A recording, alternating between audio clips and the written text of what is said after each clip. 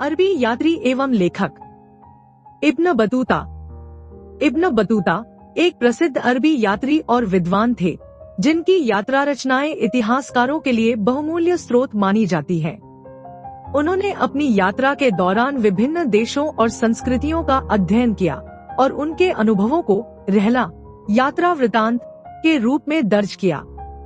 यह रचनात्मक कृति 14वीं शताब्दी में लिखी गई थी और इसमें उन्होंने मध्य पूर्व, एशिया, अफ्रीका और यूरोप के देशों की यात्रा का विस्तृत वर्णन किया।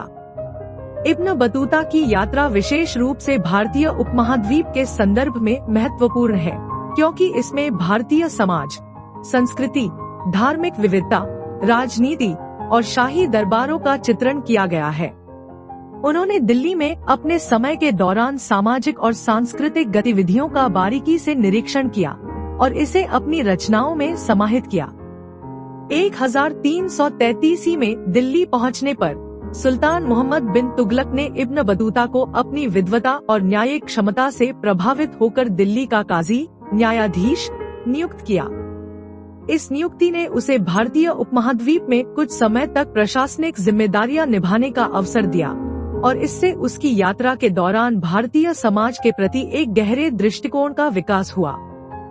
इब्न बतूता ने भारतीय समाज के न्यायिक, धार्मिक और सांस्कृतिक पहलुओं का गहनता से अध्ययन किया और इसे रहला में वर्णित किया।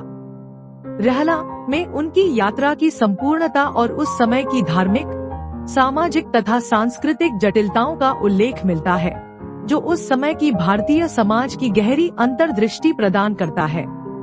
उनके यात्रा वृतांत ने भारतीय इतिहास, संस्कृति और राजनीति के अध्ययन में महत्वपूर्ण योगदान दिया।